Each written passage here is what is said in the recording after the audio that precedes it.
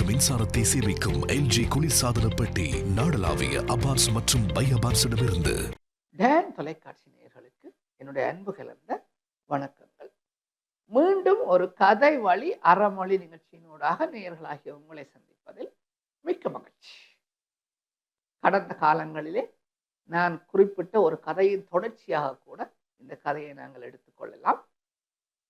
அந்த கதையை பார்த்திருக்காதவர்கள் கூட இந்த கதையில் உள்ள தத்துவத்தை புரிந்து கொள்ளலாம். ஒரு நாள் ஒரு மிகப்பெரிய நிறுவனத்தில் இருந்து ஒரு பயிற்சி நெறிக்காக குறிப்பிட்ட எண்ணிக்கையான பணியாளர்கள் அந்த நாட்டின் தலைநகரத்துக்கு செல்கிறார்கள். குறிப்பிட்ட சில பணியாளர்கள் தனியாக ஒரு வாகனத்தை ஒழுங்கு செய்து, வாடகை வாகனத்தை ஒழுங்கு செய்து அந்த சேலமருக்காக செல்கிறார்கள்.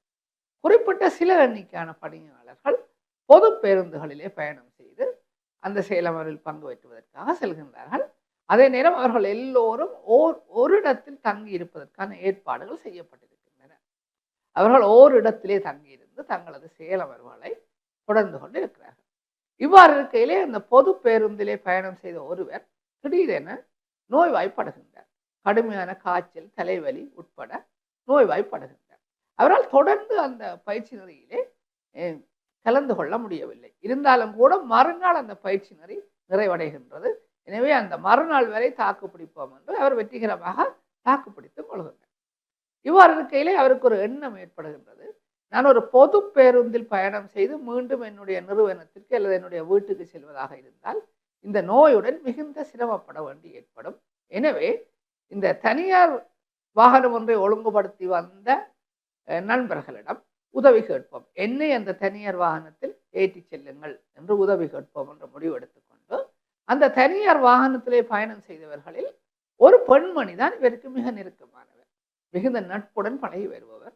எனவே அந்த பெண்மணிக்கு தொலைபேசி அழைப்பு எடுத்து தான் நோய்வாய்ப்பட்டிருப்பதாகவும் பொது பேருந்தில் பயணம் செய்வது கொஞ்சம் கரைச்சலாக இருக்கும் எனவும் இந்த தனியார் வாகனத்திலே தனக்கு ஒரு இடம் தருமாறும் கேட்கிறார். அந்த பெண்மணி கொஞ்சம் கூட யோசிக்காமல் நிச்சயமாக இடம் தர முடியும். ஆனால் அந்த வாகனத்தை ஒழுங்கு செய்தவர் வேறொரு பெண்மணி. எனவே அவருடன் ஒரு தடவை பேசிக்கொள்ளுங்கள் என்று சொல்கிறார். சொல்லிவிட்டு மிக அவசரமாக அந்த மற்ற பெண்மணிக்கு தொலைபேசி எடுக்கின்றார். இவ்வாறு ஒருவர் எங்களுடைய வாகனத்தில் வருவதற்காக உதவி கேட்கின்றார், நாங்கள் என்ன செய்யலாம் என்று சொல்லி கேட்கின்றார். அந்த மறுமுனையில் பேசிய அந்த பெண்மணியோ, இல்லை இல்லை, அவர் நோய்வாய்ப்பட்டு இருக்கும் பொழுது நாங்கள் வாகனத்திலே ஏற்றி சென்றால் அவரது நோய் எங்களுக்கு தொற்றிவிடக்கூடும். எங்களுக்கு தொற்றாவிட்டாலும் எங்கள் மூலம் அந்த கிருமி பரவி எங்களது பிள்ளைகளுக்கு தொற்றிவிடக்கூடும். எனவே நாங்கள் அவரை ஏற்றி செல்லக்கூடாது என்று சொல்லி அந்த பெண்மணி சொல்கிறார். சொன்னதும் இந்த பெண்மணிக்கும் என்ன செய்வதென்று தெரியவில்லை. கேட்டது ஒரு நண்பர் நோய்வாய்ப்பட்டிருக்கிறார், அவருக்கு உதவி செய்வதா அல்லது இப்பொழுது இவ்வாறு கருத்து சொல்வது தன்னுடைய நண்பி அவர் சொல்வதை கேட்பதா என்ற குழப்பம். எனவே அவர் சொல்கின்றார், நீயே இதற்காக ஏதாவது ஒரு முடிவை கண்டுவிடு என்று சொல்லி தன்னுடைய நண்பியிடம் சொல்கின்றார். உடனே அந்த நண்பி அந்த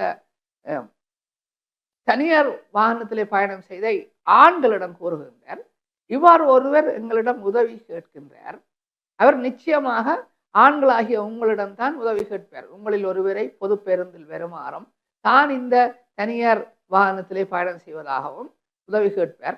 நீங்கள் ஏதாவது ஒரு சாட்டு போக்கு சொல்லி மறுத்து விடுங்கள் என்று சொல்கிறார். அந்த ஆண்களும் அந்த தனியார் பேருந்திலே அந்த தனியார் வாகனத்திலே பிரயாணம் செய்த ஆண்களும் இந்த நோய்வாய்ப்பட்டிருக்கின்ற அந்த பணியாளரிடம் ஏதோ ஒவ்வொரு விதமான சாட்டு போக்குகளை சொல்லி இந்த வாகனத்திலே ஏற்றி செல்வதை மறுத்து விடுகிறார்கள். இந்த நோய்வாய்ப்பட்டவர் பின்பு வேறொரு நண்பரின் உதவியுடன் ஒரு பொது பேருந்திலே பயணம் செய்து தன்னுடைய வீட்டுக்கு வந்து சேர்ந்து விட்டார். இது வேறு விடயம். நீண்ட நாட்களின் பின்னர் தான் அவருக்கு இத்தனை சம்பாஷணைகளும் இத்தனை விடயங்களும் அங்கே நடந்தது தெரிய வருகின்றது. தன்னுடைய நண்பி இன்னொரு பெண்மணியிடம் இவரை ஏற்றி செல்வதற்காக அனுமதி கேட்டது. அந்த பெண்மணி நோய்வாய்ப்பட்ட இவரை ஏற்றி செல்லக்கூடாது என்று மறுத்தது. அந்த பெண்மணி ஏனைய ஆண் பணியாளர்களுக்கு இவர் உங்களிடம் உதவி கேட்டால் மறுத்து விடுங்கள் என்று சொன்னது. இந்த விடயம் எல்லாம் இவருக்கு நீண்ட நாட்களின் பின்னர் தான் தெரிய வருகின்றது. ஆனால் அவர் அத்தனை விடயங்களையும் தன்னுடைய மனதிலே புதைத்து கொண்டு இவர்களை எல்லாம் எதிர்நோக்கி கொண்டு தொடர்ந்தும் பணியாற்றி கொண்டு இருக்கின்றார். நேயர்களே, இந்த கதையும் அந்த பாடமும் உங்களுக்கு பிடித்திருக்கும், புரிந்திருக்கும் என்றே நம்புகின்றேன். உண்மையிலே ஒரு நட்பு என்பது எவ்வாறாக இருக்க வேண்டும் என்று சொன்னால் ஒரு ஆபத்திலே உதவி செய்வதாக இருக்க வேண்டும். எந்தவித எதிர்பார்ப்பும் இல்லாமல் ஆபத்திலே உதவி செய்வதாக இருக்க வேண்டும். சரி, தற்செயலாக அவ்வாறாக உதவி செய்ய முடியாமல் போனாலும் கூட உண்மையை பேசுவதாக அந்த நட்பு இருக்க வேண்டும். இவர் முதலாவதாக உதவி கேட்ட பெண்மணி இன்னொரு பெண்மணியிடம் சாட்டை கொடுத்து, அந்த பெண்மணி இன்னொரு ஆணிடம் சாட்டை கொடுத்து, இவ்வாறாக இவரை அலக்களிக்காமல் இந்த முதலாவது பெண்மணியை நேர்மையாக சொல்லி இருக்கலாம். நீங்கள் நோய்வாய்ப்பட்டிருக்கும் பொழுது உங்களை ஏற்றிச் செல்வதற்கு எங்களுடன் பயணம் செய்த மற்றவர்கள் பயப்படக்கூடும், எனவே நீங்கள் வேறொரு ஒழுங்கை செய்து கொள்ளுங்கள் என்று நேரடியாக சொல்லியிருக்கலாம். அவ்வாறாக நேரடியாக சொல்லாமல் அவர்கள் பல பொய்களை கூறி இப்பொழுது மனதிலே சின்ன வருத்தத்துடன் இவர்கள் எல்லோரும் ஒன்றாக பணியாற்றி கொண்டிருக்கிறார்கள். அவ்வாறு இல்லாமல் நண்பர்கள் ஒருவரை ஒருவர் உண்மை பேசி மனம் விட்டு உள்ளதை பேசி வாழ வேண்டும் என்கின்ற தத்துவத்தை தான் இந்த கதையினூடாக நான் புரிந்து கொண்டேன். மீண்டும் ஒரு கதை வழி அறமொழி நிகழ்ச்சியினூடாக நேயர்களாகிய உங்களை சந்திக்கும் வரை உங்களிடமிருந்து விடைபெற்றுக் கொள்கின்றேன். நன்றி, வணக்கம்.